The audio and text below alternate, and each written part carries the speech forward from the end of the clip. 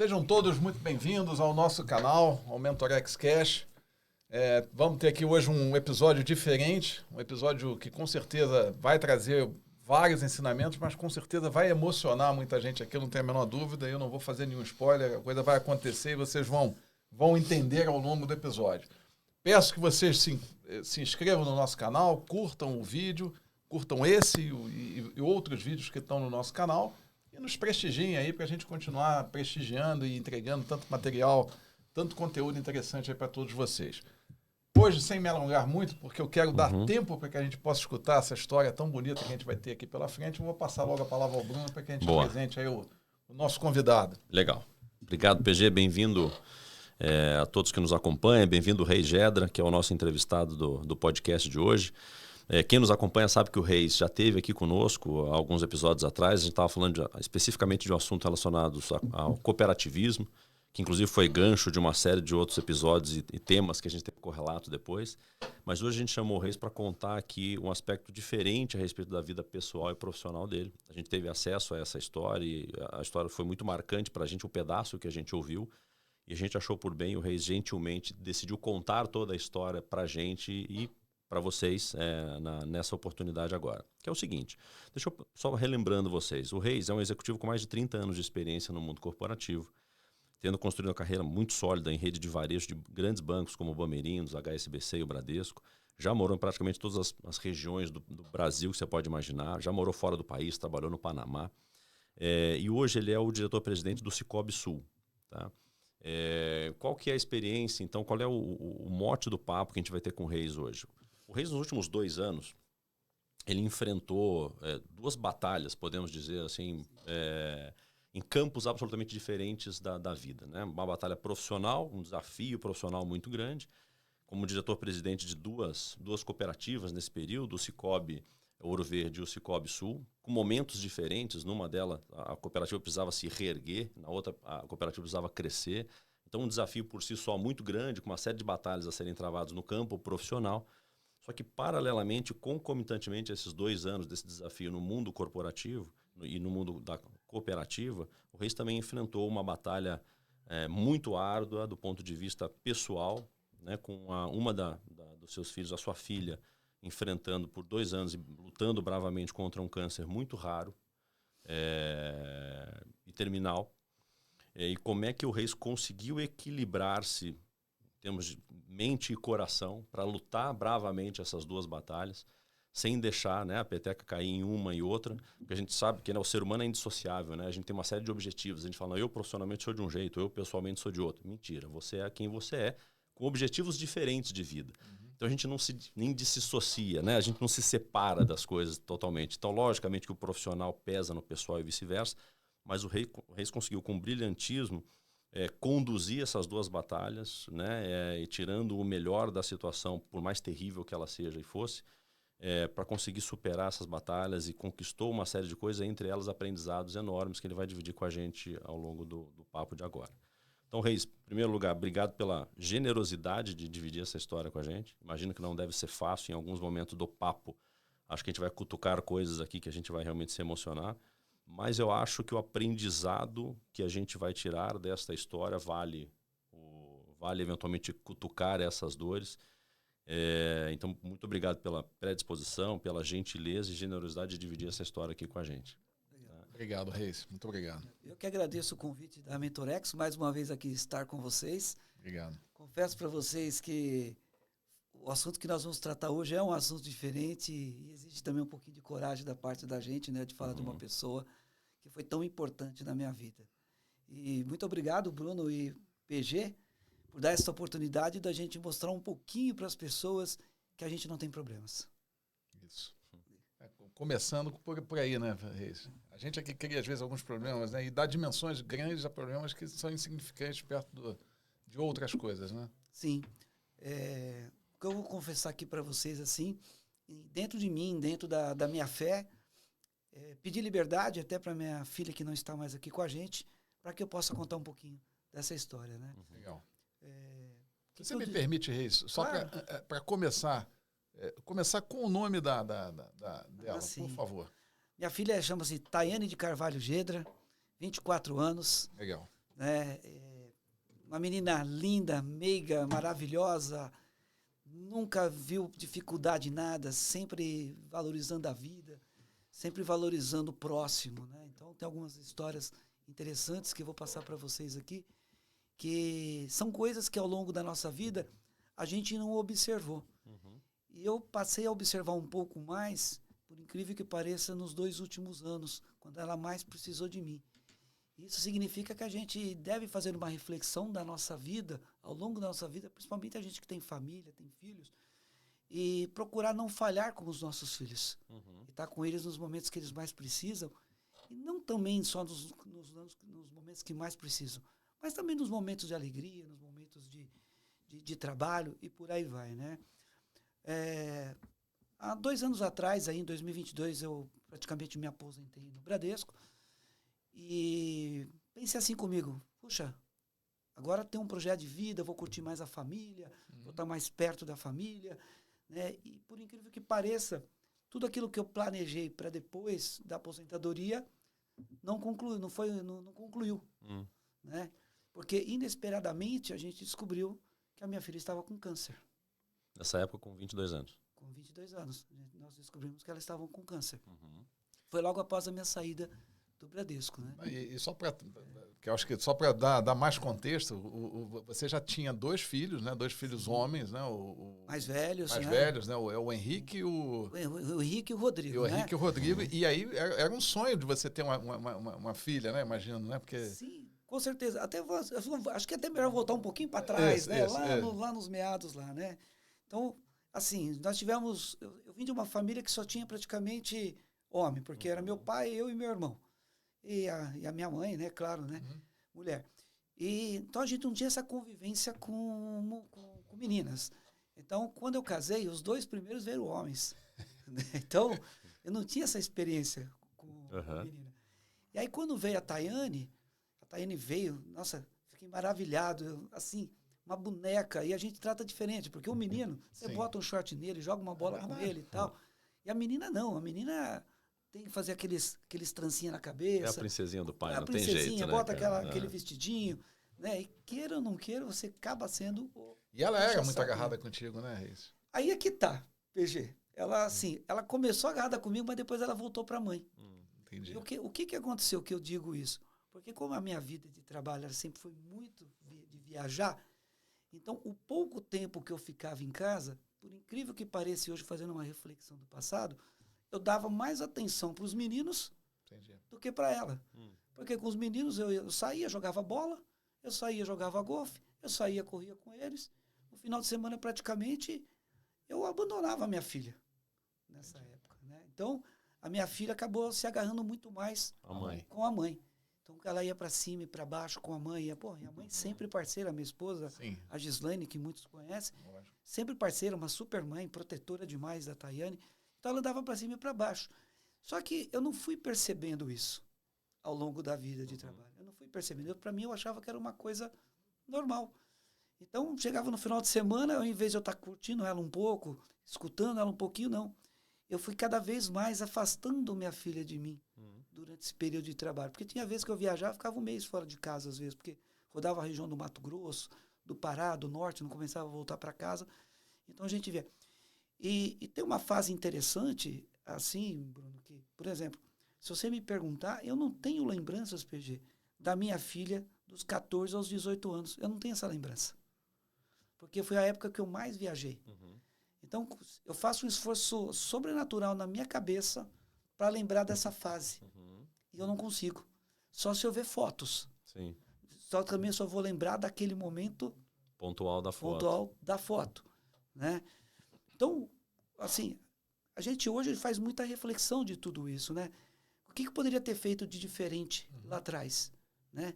Talvez estar mais próximo da família. Eu sempre fui próximo da família. Eu sempre fui um pai presente na minha cabeça. Mas talvez na cabeça da minha filha eu não fui. Talvez eu fui um pouco afastado ali, né? Esse é o que eu tenho comigo. Mas, de outro lado, nunca deixei faltar amor, nunca deixei de faltar carinho, nunca deixei de fazer nada. Dei as melhores coisas para ela, tudo. Mas as coisas materiais nem sempre é tudo. Né? As coisas materiais. As coisas materiais, elas vão, do jeito que elas chegam, elas vão embora também. E nós, ser humano, muitas vezes damos muita atenção para as coisas materiais. Muito mais do que um valor à vida, às vezes, né? Então, a gente vê cada pessoa, cada colega, amigos mesmo, que eu já vi da minha parte mesmo, que às vezes prefere não dar alguma coisa de importante e relevante para o teu filho, mas prefere trocar o teu carro, né? Então, assim, nos últimos 2 anos, a vida me ensinou muita coisa diferente, tanto profissional quanto pessoal. Eu sempre fui uma pessoa do bem, sempre fui uma pessoa de prol de poder ajudar as pessoas, tanto profissional quanto pessoal. Isso eu tenho dentro de mim, né? Mas eu sinto, assim, dentro de mim ainda, por mais que as pessoas falem para mim assim, Reis, você tem que colocar que você deu o teu máximo. Eu dei o meu máximo para minha filha, dei, nos últimos 2 anos. Mas no decorrer da vida dela, eu tenho comigo que eu não dei. Poderia ter sido diferente. Poderia ter feito diferente. Poderia estar um pouquinho mais do lado dela. Eu poderia ter conquistado mais a confiança dela. Ela não confiava em mim, ela confiava na mãe. Tanto que ela não conversava comigo muito. Tanto que a gente não conversava tanto ali, né? E muitas vezes a minha conversa com a minha filha parecia um monólogo ali, né? Então, era um papo diferente. Mas, como eu disse, nunca faltou amor, nunca faltou carinho, né? Mas do meu jeito. E aí hoje a gente olha lá para trás, poxa, eu podia ter feito, assim, botei os meninos para jogar tênis, jogar futebol, eu ia junto. A menina eu botei para jogar tênis, eu não ia junto. Deixava ela sozinha. Ali. Então eu ia lá, entregava ela lá e depois eu ia buscar. Os meninos eu levava, eu ficava e trazia.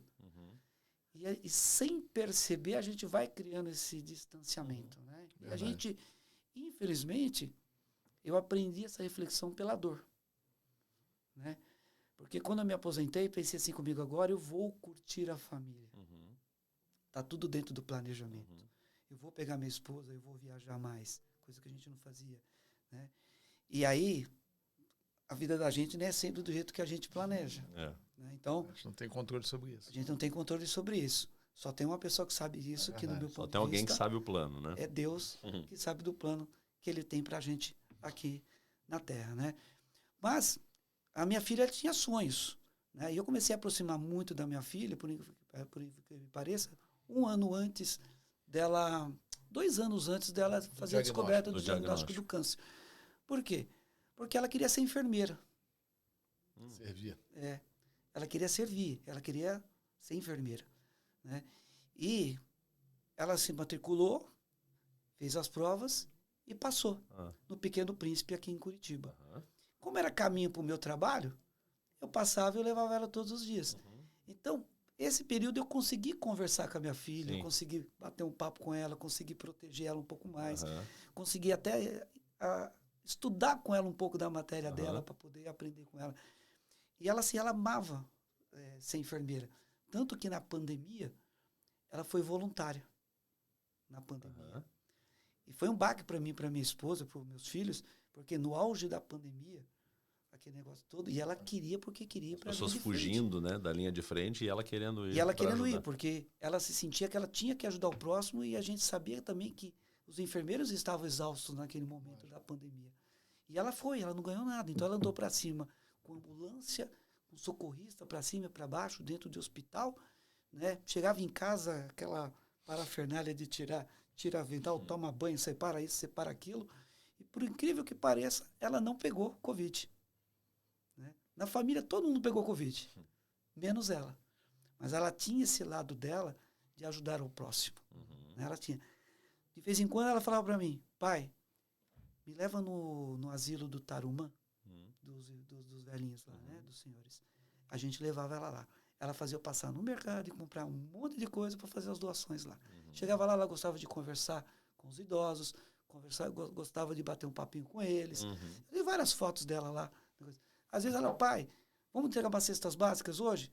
Tá, caiu lá e comprar a cesta básica. Então, e assim, mesmo esse distanciamento que eu tinha com ela criado lá atrás, talvez criado na minha cabeça, que fique bem claro, talvez é uma coisa que eu tenho de mim, talvez é da minha cabeça, talvez não seja da cabeça dela, ou da cabeça da minha esposa, né? Ali. Mas assim, ela sempre falava para mim, pai, vamos ajudar o próximo.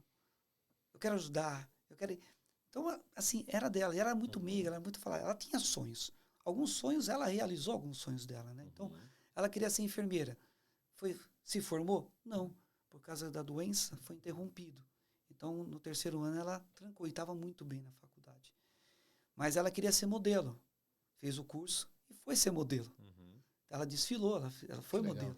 Então, alguns sonhos dela, ela realizou. Outros sonhos foram interrompidos, né? Ali, devido à doença. E o que eu quero dizer com isso tudo, né? Às vezes, na vida da gente, a gente tem tantas coisas que parecem ser significantes, mas diante do cenário que eu vou narrar para vocês agora, eles se tornam insignificantes. Sim. Né? Então, quando eu me aposentei, falei assim, eu não estava nem com pretensão de voltar a trabalhar num espaço curto de tempo. Eu queria pegar um período sabático mesmo para curtir a família. Mas não deu tempo, né? O Cicobi acabou, através de uma empresa de consultoria, me achando e precisava de um trabalho, né? Junto ao Cicobi, para a gente fazer um trabalho de reestruturação do Cicobi de Londrina. E foi uma reestruturação que não foi fácil. Então, conforme eu comecei a trabalhar no Cicobi, diante da reestruturação, no 2º mês, a minha filha sentiu uma dor na perna. E a gente tratou aquela dor como se fosse uma dor normal, até porque ela tinha feito um trabalho de campo pela faculdade. Ali, a gente achou normal, levamos no ortopedista, o ortopedista avaliou, tirou chapa, não houve absolutamente nada de anormal, e vida que segue. Só que aquela dor, ela foi se intensificando.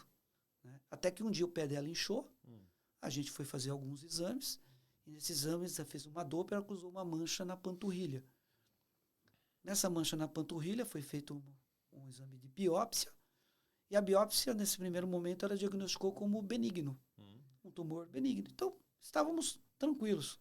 Eu, minha esposa e a família toda estávamos tranquilos. E panturrilha é uma coisa que a gente não acaba associando como algo grave, né? Se fosse num órgão, a gente já fica mais preocupado. Mas na panturrilha, você fala... Sim, a panturrilha. E até porque a dor que ela sentia era no dedo do pé.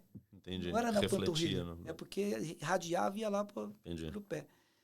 E aí ela fez a cirurgia, foi um sucesso. Me recordo até quando ela fez a cirurgia. Eu não estava presente, eu estava em Macapá, a trabalho. Nossa. Né? Macapá. Estava em Macapá, a trabalho. E eu estava acompanhando toda a cirurgia à distância, né? Porque a gente colocou como se fosse um tumor benigno, tira, pronto, resolve. Todo aquele material foi enviado para uma análise um pouco mais minuciosa, e aí veio o diagnóstico mais preocupante, que ele era maligno, o câncer. E aí deu aquele baque na família, né? Deu aquele baque na gente. Maligno, você acha assim, puxa vida, maligno, que tipo de câncer? Tá. O médico, na época, ficou com dúvida se era maligno ou benigno, com 2 diagnósticos. Aí o material foi recolhido, daí o material acabou indo para os Estados Unidos para ter uma contraprova.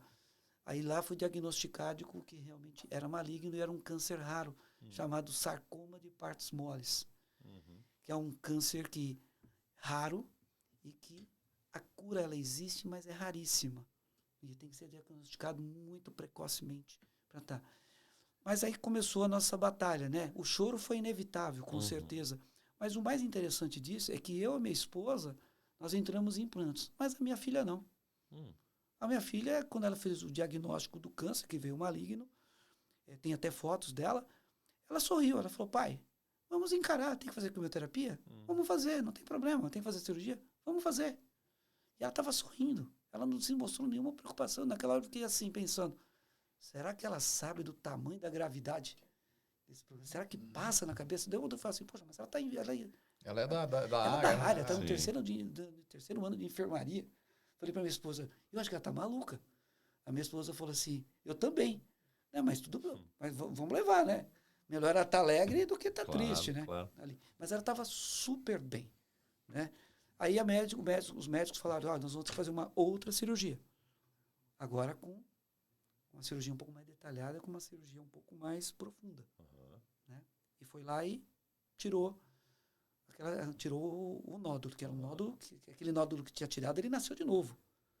Rápido, e muito rápido. Nasceu de novo. Foi lá e fez outra cirurgia. Pensamos, vamos vencer essa. Aí vai lá, passou mais uns 2 meses, voltou de novo. faz outra cirurgia. Foram quantas cirurgias ao todo, Reis, nesse Foram período? 9 cirurgias ao 9 todo. cirurgias. E as 9 cirurgias, eu posso afirmar para você, as 9 cirurgias, ela saiu do hospital sorridente. Porque ela tinha um amor pela vida e um amor pelo próximo que era assim, era imbatível. Ninguém falava assim, poxa, essa menina está passando por tudo isso. Né? Porque até então, nessa primeira fase, só das primeiras 6 cirurgias, não foi feito quimioterapia. Porque nós estávamos tentando conter a coisa através de cirurgias. Né? Até que a cirurgia dela já não estava mais fazendo efeito, aí o médico sugeriu para que fosse amputada a perna dela. Porque até então, nos exames, no PET scan, o câncer ele estava local. Entendi. Ele não tinha dado metástase. Então, vamos fazer a amputação da perna. Só que com a amputação da perna, aí depois teria que fazer a quimioterapia. Né? E aí, entre esse diagnóstico, Reis, e essa decisão de fazer a amputação da perna, foram que tempo? Foi mais ou menos 1 ano. Pois é, 1 ano em que vocês ficaram nessa batalha aí. Então. 1 ano que a gente ficou nessa batalha. E até antes dela amputar a perna, tem um fato interessante que eu tenho que contar para vocês. Eu sempre tive um sonho de ter feito a festa de 15 anos dela e ter dançado aquela valsa da Bela e a Fera. Eu tive esse sonho. Só que ela completou, lembra que eu falei para vocês que dos 14 aos 18 eu não tive lembranças. Eu não tenho lembranças dela, dessa fase. E com 15 anos, nós não estávamos numa fase tão boa, assim, eu diria assim, financeira e até questões de tempo, esses negócios todos que a gente tinha devido ao trabalho, que estavam numa fase de mudança de uma cidade para outra, não sabia se fazia festa no lugar. Quer dizer, passou e não passou, nós postergamos. Falamos, não deu com 15, vamos fazer com 18. Né? Com 18 eu já tinha todas as condições para fazer. Eu não sei o que aconteceu, não me recordo o que aconteceu, como eu falei para vocês que eu não tenho essa lembrança, então nós não fizemos a festa. Só que aquilo ficou dentro de mim. Quando o médico falou de amputar a perna, a primeira coisa que veio na minha cabeça, a dança da valsa. Aí o que eu fiz? Peguei uma moça que trabalha comigo, a Silvana, e ela conseguiu arrumar para mim aqui em Curitiba um local para me abrigar 30, 40 pessoas lá, que são os amigos da gente, que acompanhava a Tayane desde criança, ali, e fazer uma festa para ela, e essa festa a gente colocou Viva a Vida. Por quê?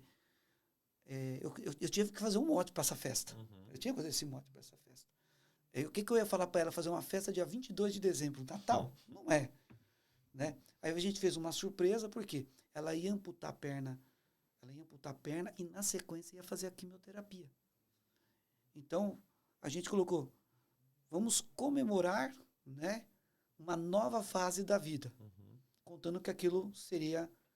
só mais uma etapa. Só mais uma etapa que seria de muito sucesso. Marcamos e eu dancei a valsa com ela. Poxa, que legal. A gente marcou no dia 22 de dezembro, ela estava linda, radiante, um vestido azul, com as perninhas dela, dançamos ali a valsa, dancei metade da valsa, que a outra metade eu passei para o meu irmão, que é o padrinho dela, que é muito chegado dela, assim, dançamos essa valsa, fizemos uma comemoração muito bacana com ela, e ali, assim, eu realizei um pouco, uma parte do meu sonho ali. E aí, nisso começou, ela amputou a perna, engraçado que quando ela amputou a perna, eu entrei dentro da UTI, ela estava sorrindo. E ela até brincou comigo, pai, agora eu tenho uma perna mecânica, a gente bota uma prótese, e na hora que eu tiver um namorado, eu chuto a perna dele que eu quero ver o que ele vai fazer. Então, ela até brincou comigo nesse dia aí. E ela amputou a perna. E nós achávamos que aquilo lá, a parte, porque ela era muito vaidosa, a gente achou que isso aqui, aquela questão da menina, né? Que ia afetar o emocional dela, que ia afetar, de repente, lá, como que eu diria para você? A imagem dela, né? Pelo contrário, ela encarou aquilo com uma naturalidade imensa. Ela amputou a perna e aqui em Curitiba nós tínhamos um sobrado, lá em Londrina, um apartamento. E antes de começar as coisas, ela passava aqui. E ela subia a escada, ela não queria ajuda para subir a escada. Ela queria subir sozinha, porque ela falava assim, pai, eu quero subir sozinha a escada, eu vou subir me arrastando, porque eu tenho que me adaptar no meu novo modelo de vida. Se essa é a minha nova realidade, eu preciso me adaptar a ela, né? Ela nunca reclamou. Né? Só que aquilo, isso com 23 anos, né, Reis? Só que aquilo me partiu o coração. Eu não conseguia ver ela se arrastando, porque um dia você está vendo tua filha subindo a pé. No outro dia você está vendo ela se arrastando. Só que o meu íntimo, assim, o meu emocional, eu não conseguia segurar dentro de casa. Eu tinha que sair de casa para ver ela subir na escada. Às vezes eu pegava ela no colo, subia, na base da brincadeira, só assim que ela aceitava. Mas ela não queria, ela queria ser independente, né? Depois que começou a fazer a quimioterapia, e eu vou dizer para vocês, gente, assim, não sei se vocês já passaram por isso, conhece alguém que passa. Gente, a quimioterapia, ela acaba com a pessoa. A quimioterapia, né? E as primeiras quimioterapias dela, eu achei, ela vai baquear, mas não baqueou. Eu lembro até que eu fui buscar, acho que na primeira, na segunda quimioterapia, que eu fui buscar lá na clínica, ela falou, pai, quero ir no McDonald's. Eu falei, pô, filha, você acabou de fazer quimioterapia, será que pode? Não sei se pode, pai, mas eu quero ir. Aí eu liguei pro médico, conversei com o médico falou, não, faça a vontade dela, leva ela leva ela no McDonald's, tudo.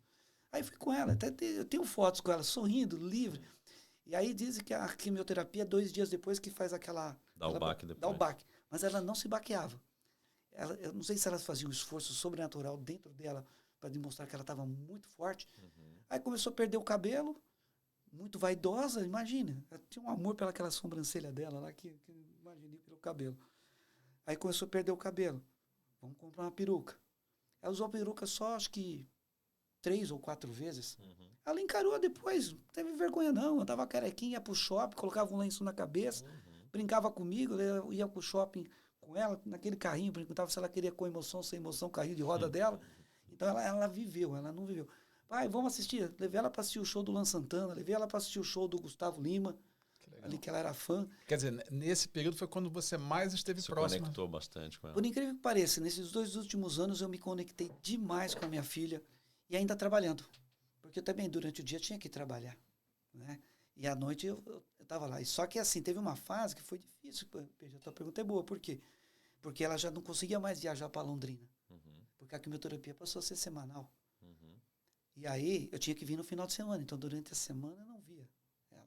E aí eu tenho um compromisso para mim que, assim, eu tinha um compromisso com o Cicobi, né? Lá. Eu também tinha um compromisso com a minha família. Como é que você separa essas duas coisas? Né? E eu pensava comigo assim, se eu sair e ficar só com a minha filha, talvez eu vou deixar todo mundo doido, eu vou ficar mais doido ainda. Né? Mas se eu continuar trabalhando, conseguir dar um equilíbrio entre a vida pessoal e profissional, eu consigo atender os dois. E que nesse momento, o que aconteceu, PG? Eu vou tratar dos dois. Eu até falava pro pessoal, eu tenho uma missão em 2022 de salvar 2 vidas. A vida da cooperativa e a vida da minha filha. Né? E aí, o que eu fiz? Eu abdiquei. Eu abdiquei de mim. Assim como minha esposa se abdicou das coisas dela. Então, vocês me conhecem, sabem que são pessoas muito esportistas. Final de semana, nem nada. Então, eu parei de jogar bola, parei de correr, parei de andar de bicicleta, parei o golfe, parei... Lazer, tênis, né? O lazer eu parei. Durante 2 anos, o lazer parei. Parei de ir para academia, porque foi 2 anos intensos para o Cicobi e 2 anos intensos para a minha filha. E não me arrependo, porque eu consegui equilibrar os dois muito bem. Então, durante 2 anos, você acaba, de certa forma, se afastando um pouco dos amigos. Não porque você quer, porque as circunstâncias te levam a isto. Claro. Né? Então, às vezes, os colegas falam, como é que tá? Custou uma vez eu ter que colocar uma matéria no Facebook. Eu acabei colocando 2 ou 3 no Facebook, no Instagram, para que os meus colegas do lado soubessem o que eu estava passando.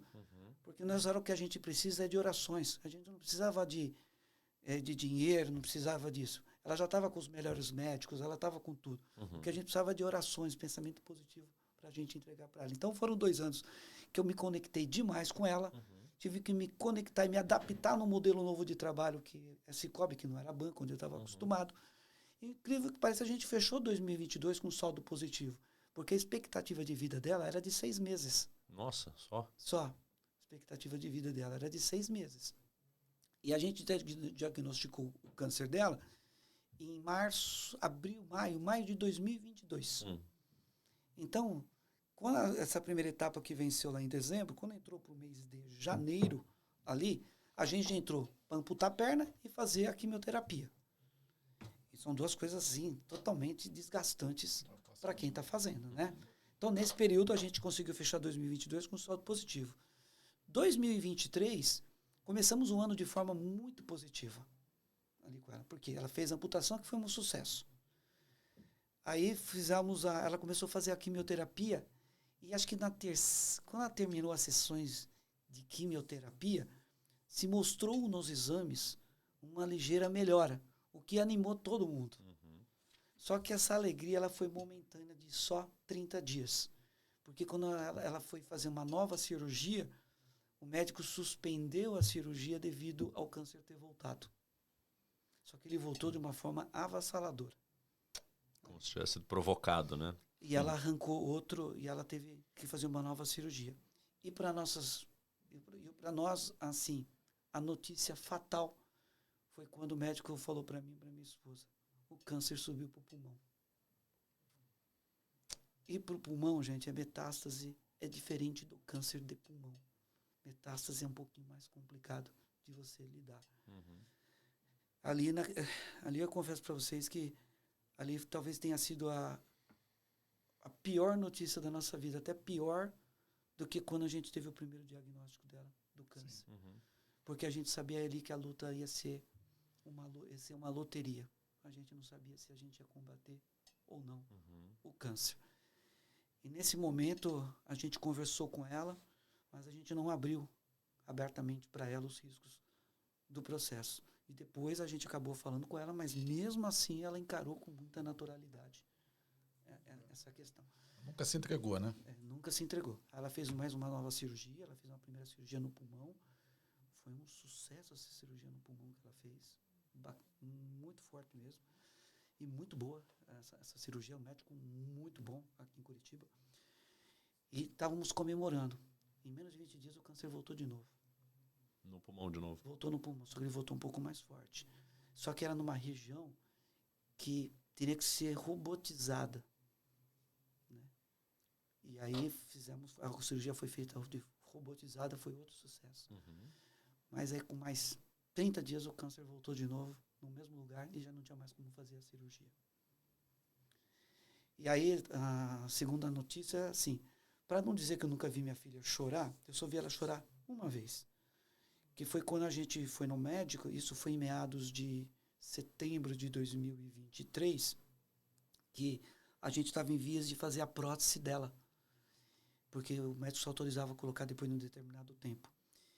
E aí o médico não autorizou colocar prótese. E a gente não sabia o motivo. Né? E aí o médico também não queria autorizar fazer a cirurgia robotizada. Nós também não sabíamos o motivo, mas eu senti alguma coisa ali. E aí aí a minha filha, foi nessa hora que ela chorou, porque ela queria colocar prótese. Aí eu pedi para ela sair da sala. E ela saiu da sala junto com a minha esposa. E eu fiquei com o médico. E naquela ocasião, eu falei para o médico, doutor, olha nos meus olhos, eu quero saber a verdade. Aí o médico falou assim para mim, a sua filha só tem mais 6 meses de vida. Aí aqueles 6 meses que era lá atrás se prolongou para mais de 1 ano e meio, só que agora era uma história diferente. Lógico. Lá atrás não tinha feito cirurgia, não tinha feito nada. Né? E eu falei assim, doutor, tudo bem, se minha filha tem 6 meses, não importa.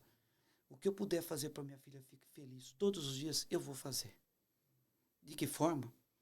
Deus vai me dar um caminho para mim poder fazer. Mas, pelo amor de Deus, me aprova fazer essa prótese para ela, que ela vai ficar feliz. Então, tá bom. Mas não interessa. Eu vou fazer. Aí, chamou ela de volta e o médico falou, autoriza você fazer a prótese. Aí, o sorriso dela... Já foi. Ela já me fez sair do consultório, já parei direto para ver a prótese. Para ver a prótese na loja. E ela fez a prótese. E aí ela já estava aprendendo a andar na prótese. Ela já estava andando na prótese. Só que foram mais, por incrível que pareça, foram 6 meses realmente que ela veio depois. Mas foram 6 meses que eu pude ver ela um pouco mais alegre, mais feliz, né? Assim. E confesso para vocês, antes de falar um pouquinho da palavra final, assim, com vocês, levar um pouquinho tempo, um pouquinho mais para frente. Você tem tempo, se quiser. É assim, não é fácil você equilibrar a vida profissional com a vida pessoal, né? Porque a vida profissional da gente, ela te consome bastante, né? Ainda mais no cargo que eu ocupo, que toda tomada de decisão é comigo. A pergunta que sempre vinha para mim assim, Reis, você está tranquilo? Eu estava. A única vez que eu que eu pedi, que eu não ia tomar decisão, foi quando minha filha foi internada e ela foi entubada. Nessa semana eu falei assim, olha, não estou apto para tomar decisão. Então a decisão hoje vai ser tomada pelo presidente do Conselho de Administração. E ele entendeu, ele organizou e a gente tocou desse jeito. Mas não é fácil, porque você inicia teu dia de trabalho e sabendo que você está deixando para trás, na tua casa, que está pertinho de você, uma pessoa que requer o teu carinho, o teu amor, a tua proximidade, né?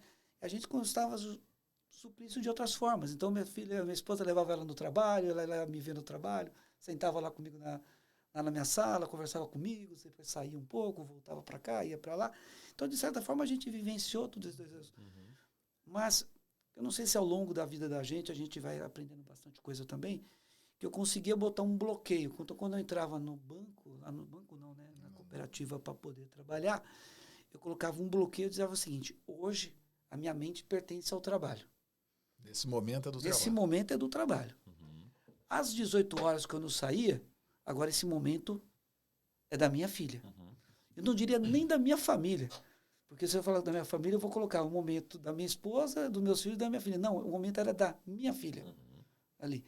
Mas graças a Deus, a minha esposa e os meus 2 filhos também, muito entendidos, né, da situação contexto, dela, né? do contexto dela, é claro que eles entendiam todo esse processo, né? Então, saía.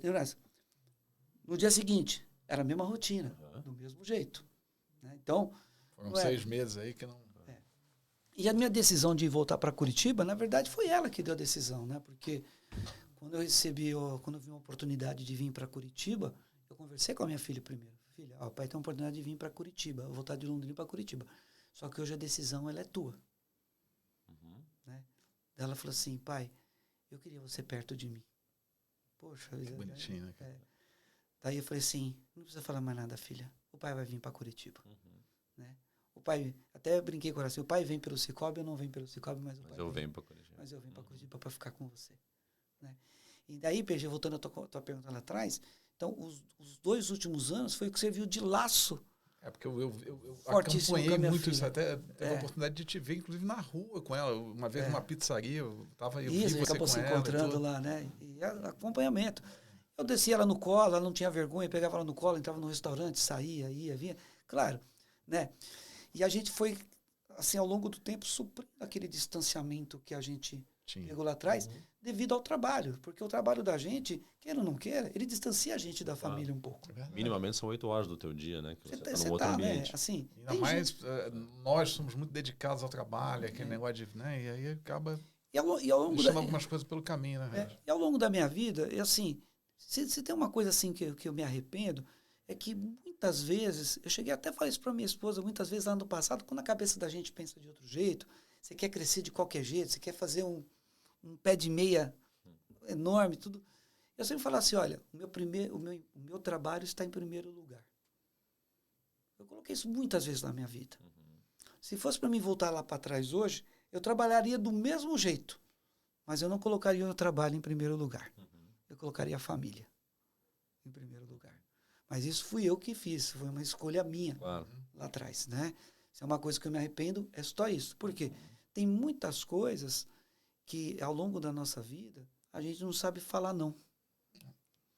E quando a gente não sabe falar não, a gente se sujeita a fazer qualquer coisa e abdicar até da família. As coisas mais importantes. As coisas mais importantes que você tem. A partir do momento que a pessoa começa a desenvolver o não e enxergar aquilo de uma forma natural que faz parte do seu processo... Não também é a resposta, né? A sua vida melhora, por incrível que pareça. A sua vida melhora. Porque quantas vezes eu falei, eu fiquei com medo de falar um não e disse um sim, mas o que aquilo agregou na minha vida? Nada. Ali. Porque não ia ser diferente se eu tivesse falado não. Ali. Né? Tem uma coisa que eu queria te perguntar, que é o seguinte: por mais que em algumas das situações você conseguisse virar essa chave mental, agora minha cabeça está para o trabalho, agora minha cabeça está para minha filha, eu acho que a dor, ela está presente o tempo inteiro, não é isso? Sim. A gente não esquece que a dor está lá. Eventualmente você convive com ela, física ou mental, e uma hora você sabe que está doendo, mas você convive com ela. E ela é muito solitária.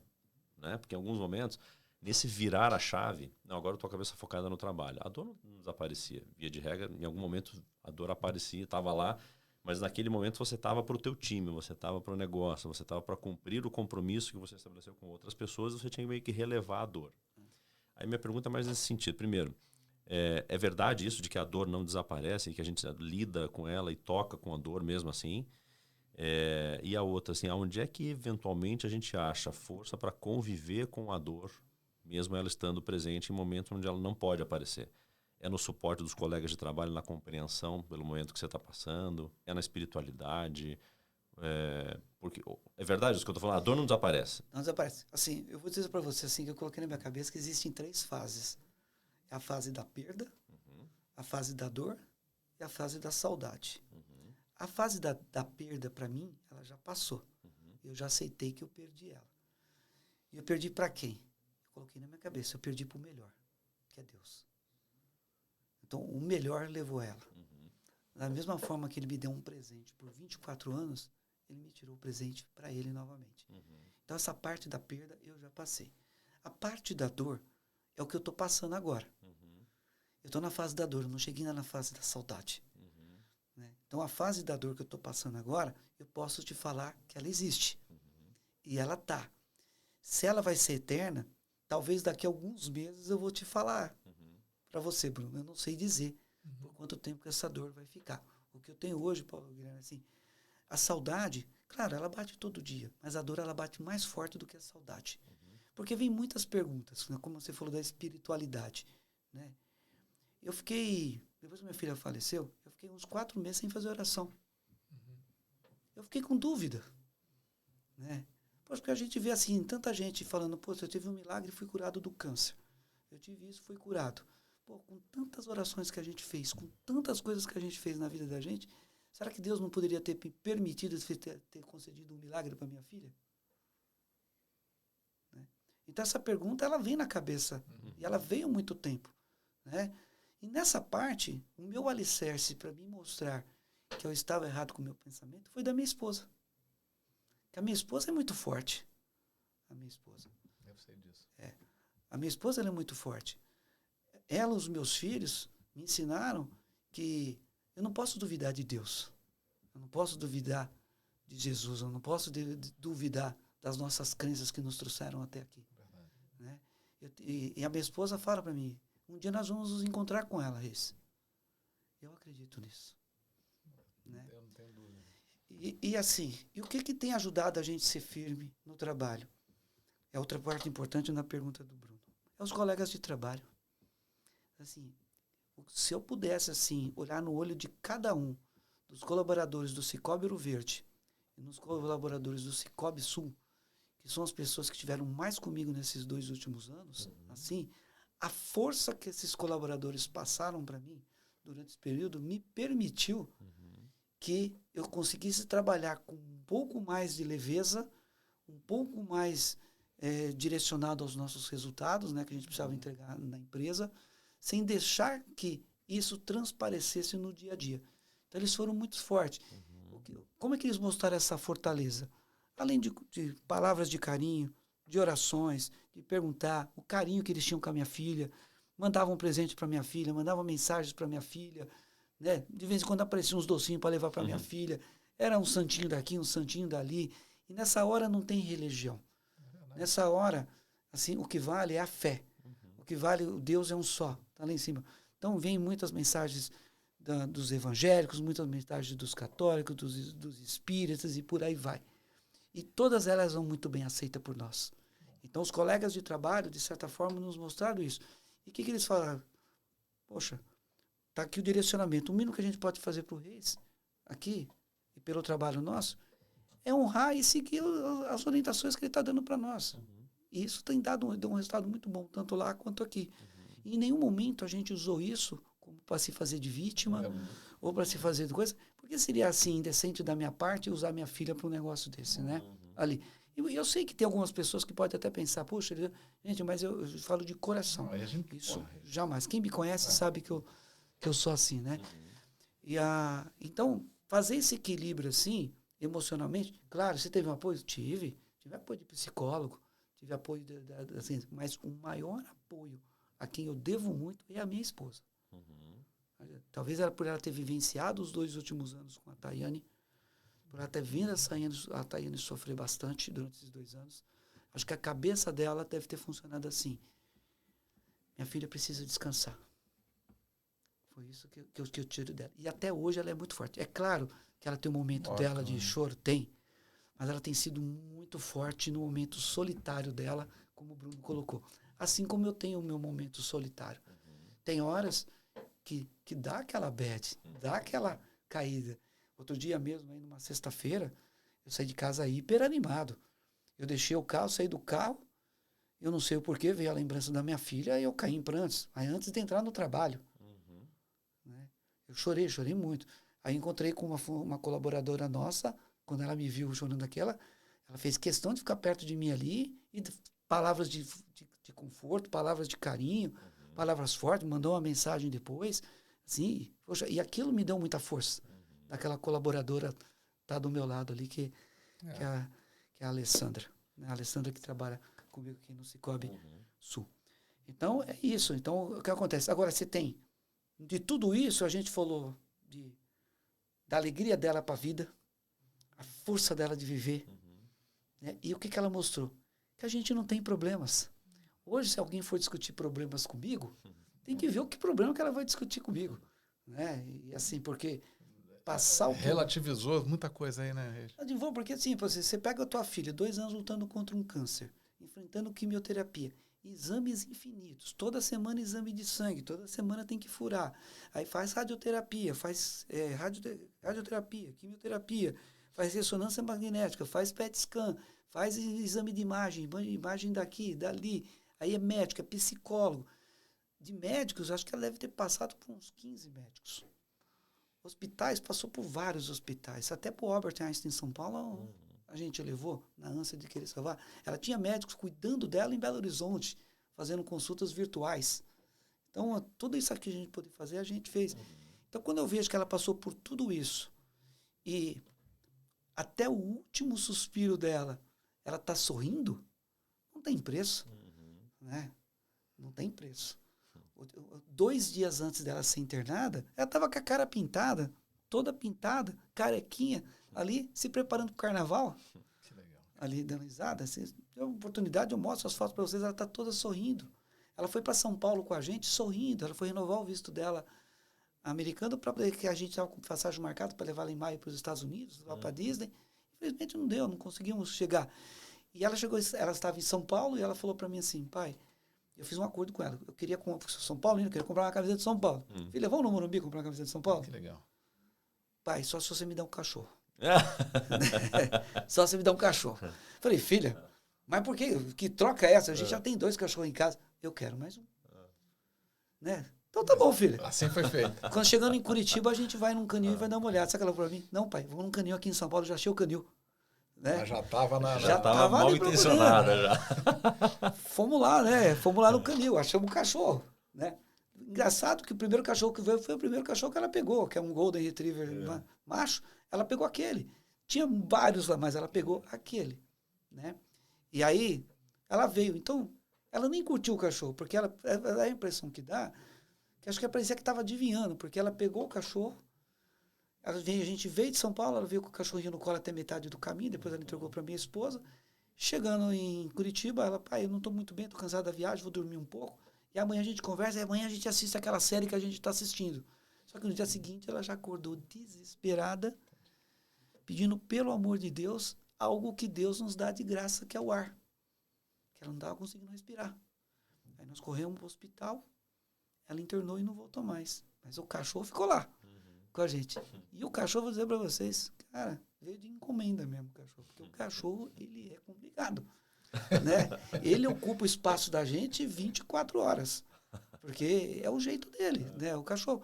Eu até eu brinco muito com os colegas. Falei assim, ó, engraçado essa história. E tá lá, então, o cachorro. Tá lá com a gente, firme e forte. E eu brinco com o pessoal o seguinte, para quem assistiu o filme de John Wick, eu pego no primeiro, não mexa com o cachorro. Né? Que o cachorro tá ali. Mas assim, hoje a gente sorri, a gente brinca, tudo mais. E sempre tem aquele momento das primeiras datas, né? Puxa, É o aniversário que chegou, é o dia das mães, é o dia dos Primeiro pais. Natal. É o primeiro Natal. Nós não passamos, nós vamos passar ainda pelo primeiro Natal. Eu já estou sofrendo por antecedência já. Eu já estou imaginando assim, vamos passar o Natal onde a gente passou no ano passado, onde ela gostava de participar, ou vamos para outro lugar. Aí você começa a se desfazer de coisas para poder se desprender um pouquinho também, né? Então, pô, Talvez tenha que falar alguns não. eu falei para vocês, né? A pior notícia da nossa vida foi a questão quando deu a questão que subiu para o pulmão. E depois, aí eu falei, notícia. E o pior momento da vida da gente, da minha família, é quando você vai desmontar o quarto. Porque o quarto está lá. As roupas delas estão lá. Tá do jeito que ela deixou da última vez. E aí você vai mexer naquilo ali, o teu emocional não aguenta, o teu emocional é muito forte. E aí você fica com dó de tirar, de colocar. O que nós vamos fazer? Como ela era uma pessoa muito do bem, gostava de doar, nós vamos doar as roupas delas. Mas, e para doar? E do outro lado você fala assim, vou guardar. Você vai fazer o quê? Né? E aí você, não, isso aqui eu fico comigo, isso aqui eu entrego, isso aqui eu dá. Aí você começa a abrir os livros dela. Aí você começa a ver escritas. Aí você começa a levar coisa. Aí você começa a ver coisas, sonhos. Né, que ela tinha colocado lá, ela tinha feito junto com as colegas dela, feito o que eles pretendiam estar daqui a 10 anos. Aí você lê aquele negócio, passo a passo, tudo certinho, o que ela queria fazer nos próximos 2 anos. Aí são sonhos interrompidos. E o único sonho interrompido dela, assim, que eu vou dizer para vocês, que se as pessoas têm sonhos, tem que realizar se tiver condições e não postergar. Ela tinha um sonho de conhecer a Itália. Eu tinha todas as condições do mundo e levava para a Itália. Nós compramos as passagens em 2019 para ir para a Itália. Aí foi trocada as minhas férias naquele momento e a gente foi tentar remarcar. As férias foram trocadas por um pedido da empresa. Tive que trocar as férias. E lembra do não? Se naquele momento eu tivesse falado assim, não, eu não vou trocar as minhas férias. Né? Mas a gente às vezes é muito focado no trabalho, tal, vamos trocar as férias. Trocamos as férias. Só que veio a pandemia. E na Itália, você sabe, começou tudo lá. Aí as viagens foram todas postergadas. Terminou. Poderia ter levado ela para a Itália, mas eu fui postergando. E acabou dela não conhecer a Itália. Essa é uma coisa que eu me arrependo. Era um sonho realizável, que eu poderia ter realizado porque eu tinha condições de fazer isso por ela. E a gente até tentou levar ela depois, quando ela estava com câncer, só que os médicos já não autorizavam mais. Né? Então, essa é uma dor que fica no meu coração, que é de sonhos. Então, se as pessoas tiverem sonhos, realize seus sonhos. Né? Assim, se tiver condições, vai atrás dos sonhos. Os sonhos são realizáveis. Né? Mas não posterga. Porque a gente fica naquele negócio todo, olha, tantos sonhos, que a vida nos prega umas surpresas de vez em quando como esta, que teu sonho não vai ser realizado. Ali, né? Não tem controle sobre essas coisas, né? Como a gente começou, né? Quer dizer, você posterga achando que tem controle para poder fazer depois. Não tem. E vocês não tiveram. E se vocês têm filhos, o que eu peço? Ame o filho de vocês. Ame a família de vocês. Esteja próximo da família de vocês. A nossa família sempre foi muito unida. Mas mesmo sendo unida, eu me afastei um pouco. Devido ao trabalho.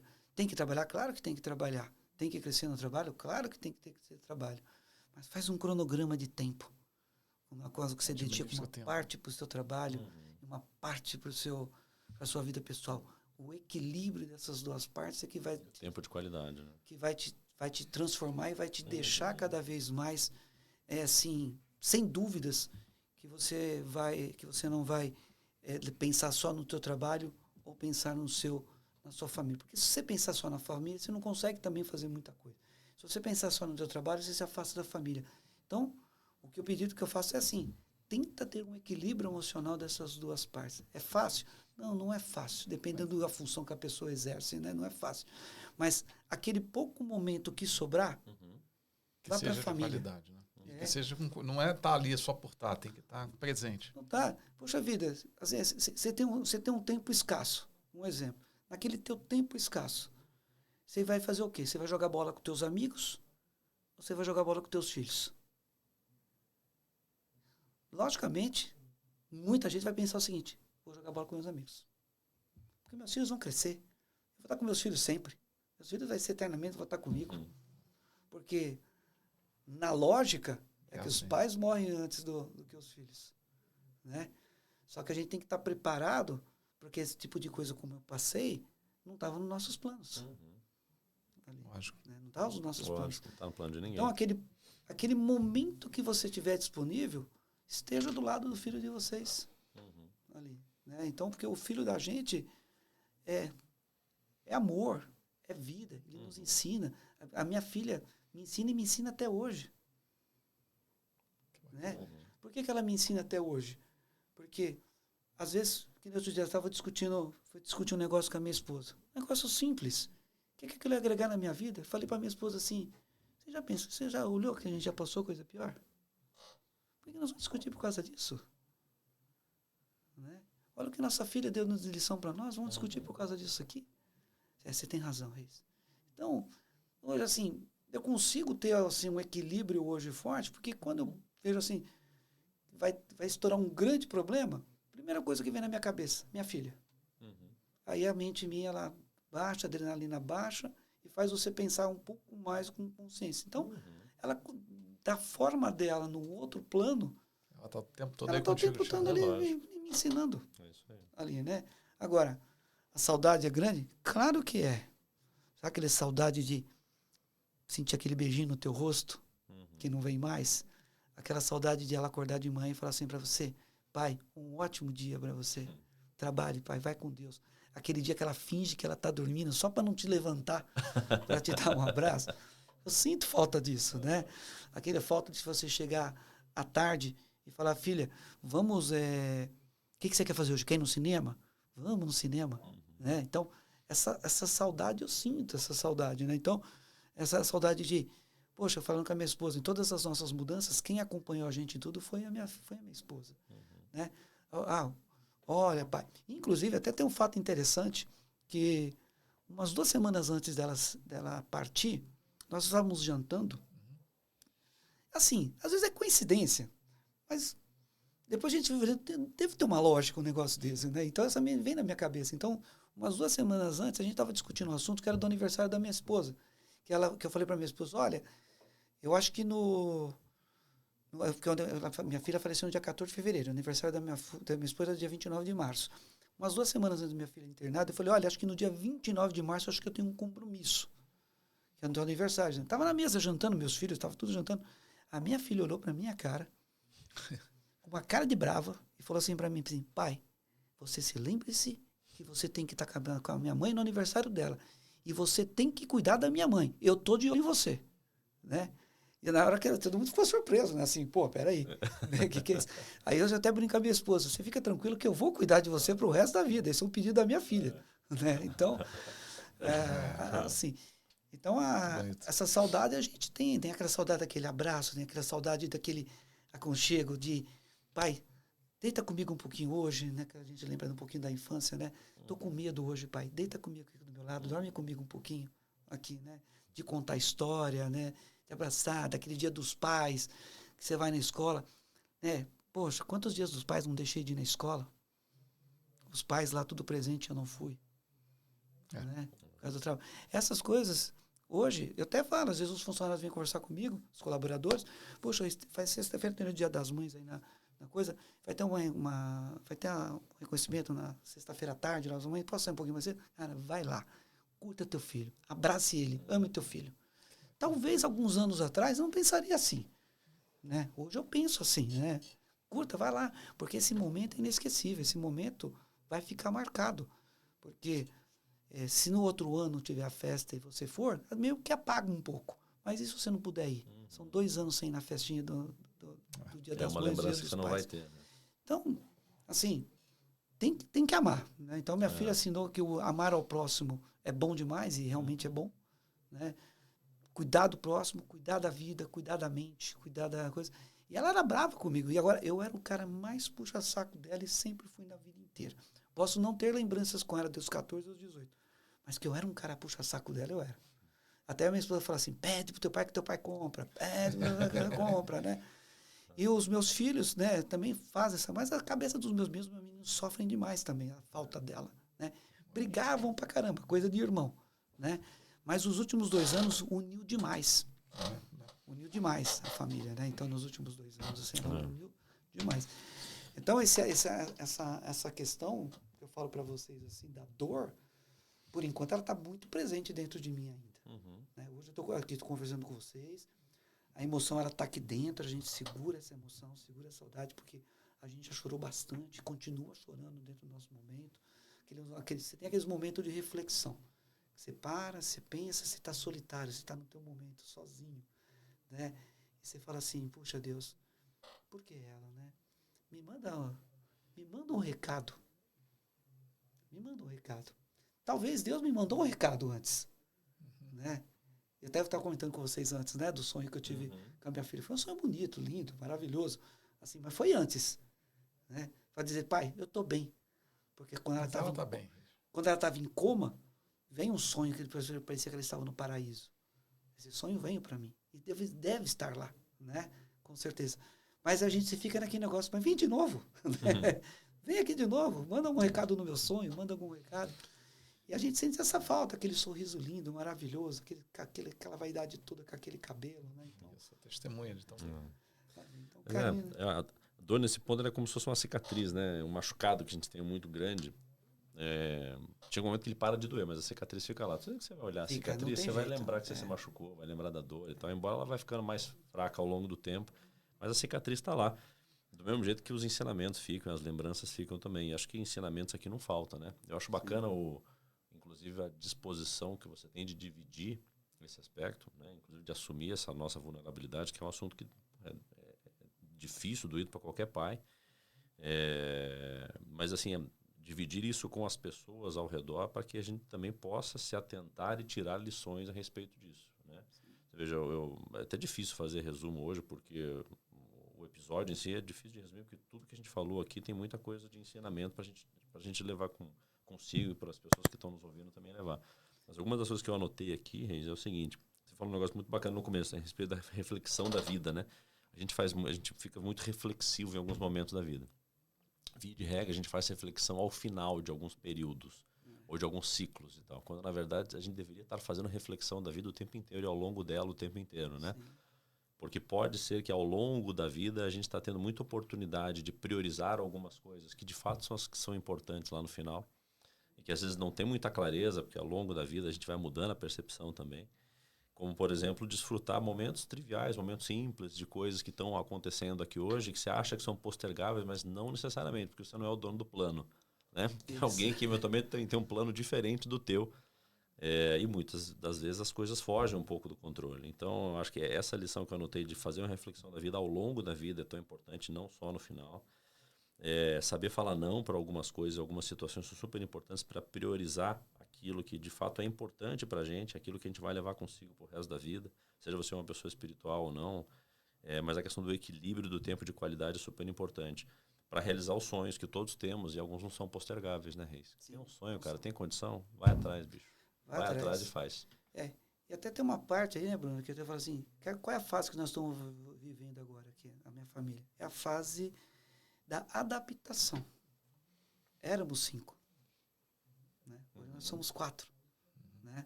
Mas, né, minha esposa brincar, mas tem mais 3 cachorros, né? Mas são diferentes, né? Mas é aquela ausência de que quando, até hoje assim bate, você chega no restaurante, reserva para 5. É automático. É automático. Puta, mas é 4. Né? Então você senta na mesa, tá faltando algo na mesa.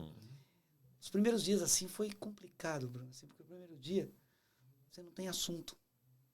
Porque qualquer assunto que você for falar na mesa, em família, você vai chorar. Até porque a vida girou em torno dela nos últimos 2 anos, né? Ela era o assunto. Ela estava ali com a gente, ela brincava. Então, a adaptação da perda, ela é complicada também. Porque você está ali no lugarzinho dela. Ninguém quer sentar no lugarzinho que ela sentava. Então, mas ela está ali, espiritualmente deve estar ali sentada. Então, é difícil para a gente também passar essas etapas aqui, que até hoje a gente ainda passa por isso, né? A gente, outro dia também eu estava fazendo umas reservas aí de hotel que a gente ia viajar, eu estava contando para 5 pessoas. tá fazendo pessoas, eu não tenho mais a Tayane aqui, né? Então, assim, a gente... então são várias fases que a gente perde, porque assim, quando a gente perde um pai e uma mãe, é um sentimento de perda alto. Quando eu perdi meu pai, perdi minha mãe, perdi jovens eles, mas é um sentimento que, de acordo com o ciclo da vida, você vai falar assim, natural cara, das coisas. os meus pais nos criaram, né? Eles trouxeram a gente para um patamar impressionante, assim, um patamar de vida, um patamar de ensinamento muito bom. Eles cumpriram com a missão dele. Porque os pais da gente podem morrer com 60, 70, 80, 90, 100 anos, a gente sempre vai achar que morreu jovem. Agora, quando você perde um filho, é um sentimento diferente, que a gente olha aqui, sonhos interrompidos, tudo aquilo que você fez durante a tua vida para dar o melhor, se esvaziou naquele exato momento ali, né? Então, é um sentimento de perda, né? Uma perda que você não tem o controle, né? Ali. Então, hoje a gente está nessa fase da adaptação ainda na família, né? Então, por exemplo, a gente já desmontou o quarto, desmontou umas coisas, mas algumas coisas ainda fica ali, né? Então, não é fácil não, viu? Imagino. E, assim, mas graças a Deus a gente está conseguindo superar. Fazem 8 meses agora, né, que a gente perdeu minha filha. Não é duro você chegar lá no... Não é duro não, né? Não é fácil você chegar lá e, naquele exato momento, você receber a ligação do médico, fora de horário, e o médico falar, a família consegue vir aqui no hospital. Você já vai com o pior na cabeça. E você vai falar assim, vou preparado. Não vai preparado. Eu me preparei nos últimos 2 anos para perder. Não se preparou nos últimos 2 anos para perder.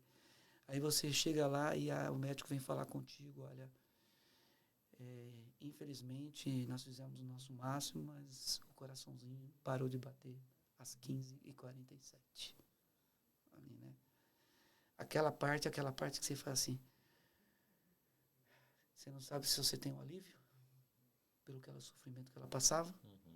Você não sabe se realmente ela está ali ainda viva, né? Você não sabe desse exato momento ali. Essa parte é a parte mais dura, né? Aí você ergue de novo, tira lá do fundo a tua energia. Não sabe da onde, né? Para cair na realidade. Daí você tem que... As partes mais duras para um pai. Aí você tem que correr atrás de documentação, correr atrás do velório. E você dizer o seguinte, o mínimo que eu posso fazer agora é fazer uma despedida honrosa para ela, né? Ali. E aí você já fica... A cabeça da gente viaja, sabe? Você já fica preocupado. Quem é que vai cuidar do corpo da minha filha lá no IML, não, né? Na funerária. Na funerária. Como é que vai vir? Aquela parte triste que você vai olhar assim para frente. Cara, eu tenho que escolher um caixão para minha filha. Você não está preparado para isso. Ninguém se prepara para isso aí. Você não está preparado para isso, né? Então, aí depois que está tudo ali, daí você vem lá, você vê tua filha ali, deitadinha, sorrindo, né? Mesmo já tendo partido dali, tá sorrindo ali, tá com um sorriso no rosto. E aí vem os amigos, te abraça e aqui. E eu vou dizer outra coisa, é muito importante esse abraço das pessoas, sabe?